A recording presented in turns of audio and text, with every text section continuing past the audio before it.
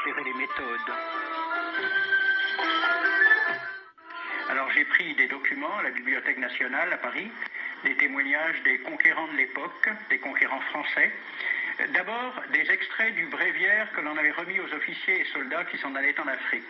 Cela s'appelait « Aperçu historique, statistique et topographique sur l'état d'Alger ». Voici quelques-uns de ces extraits. Ces contrées sont des terres vacantes, abandonnées aux mauvaises herbes par la paresse et l'indolence des morts. Les femmes du pays sont livrées par la paresse des Arabes, qui passent toute leur vie à fumer, à la turpitude de mœurs extrêmement relâchées. Elles n'ont pas de religion. Beaucoup doutent qu'elles aient une âme immortelle et croient qu'elles ne sont faites que pour la reproduction. Le climat aidant, les femmes sont nécessairement disposées au plaisir. Alors, allez-y, des terres vacantes et des femmes consentantes qui n'attendent que les soldats français. Et puis, à côté, j'ai vu d'autres documents qui marquent l'étonnement des officiers français qui débarquaient en Afrique. C'est Campagne d'Afrique en 1830 par un officier du corps expéditionnaire. Cette terre, qu'on avait présentée comme sauvage et inhabitée, est couverte de jolies maisons de campagne entourées de jardins. Toutes sont bâties sur des hauteurs dont les mouvements onduleux contrastent tout à fait avec l'aridité des côtes de Provence. La végétation y est superbe et partout des sources et des courants d'eau fécondent la terre. Les fruits y sont en abondance. Un grand nombre d'aqueducs amènent les eaux jusqu'à la capitale. Et le maréchal Bugeaud lui-même.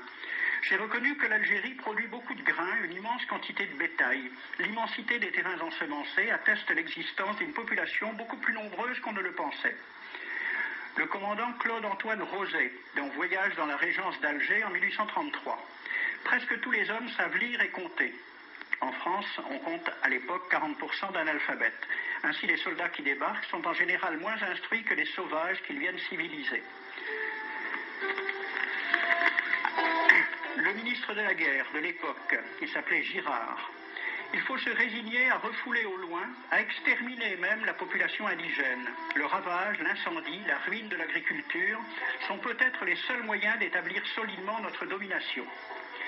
Savary, duc de Rovigo, apportez des têtes, bouchez les conduites d'eau avec la tête du premier bédouin que vous rencontrerez, au nom bien sûr de la civilisation.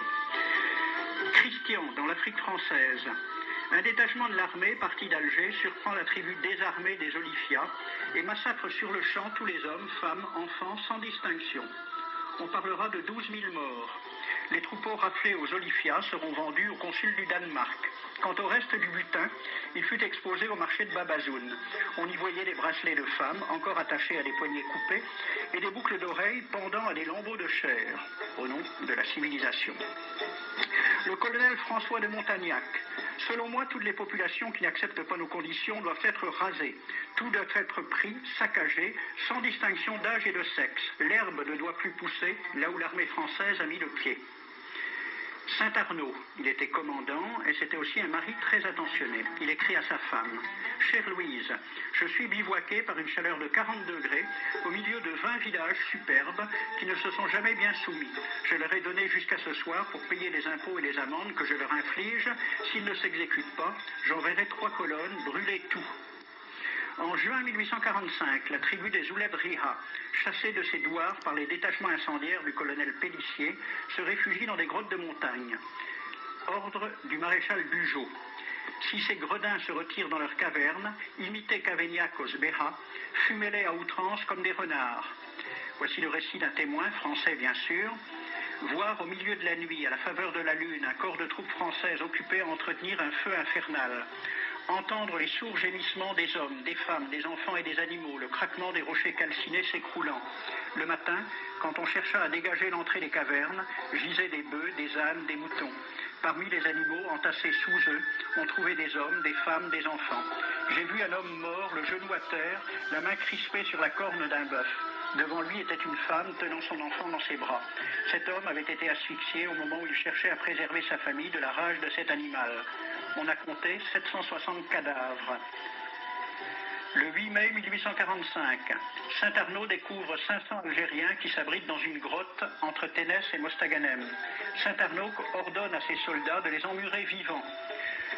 Il écrit « Je fais boucher hermétiquement toutes les issues et je fais un vaste cimetière. La terre couvrira à jamais les cadavres de ces fanatiques. » C'est à peu près ce qu'ont dit les Allemands en massacrant le village d'Oradour-sur-Glane. Montagnac, toujours lui, le colonel. Voilà comment il faut faire la guerre aux Arabes. Tuer tous les hommes jusqu'à l'âge de 15 ans. Prendre toutes les femmes et les enfants. Vous me demandez ce que nous faisons des femmes que nous prenons? On en garde quelques-unes comme otages.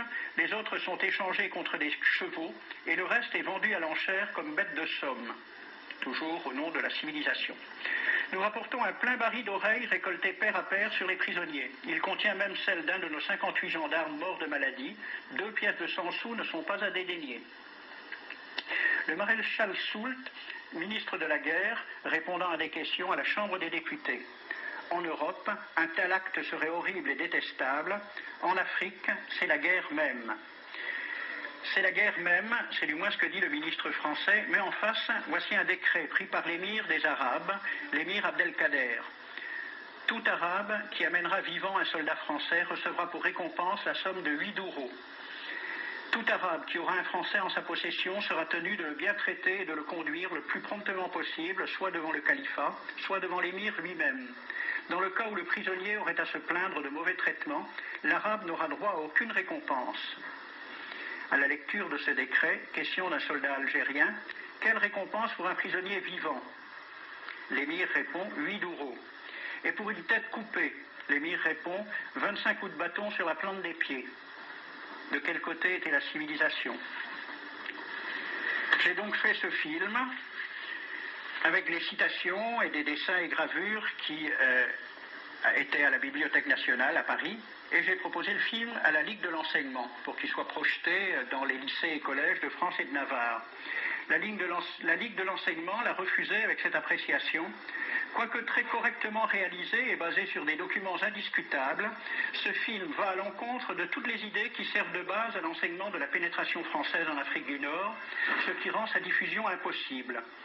C'était reconnaître que l'enseignement n'avait pas pour but l'éducation, c'est-à-dire l'ouverture vers la réalité, mais l'endoctrinement au service d'une idée politique. Ici,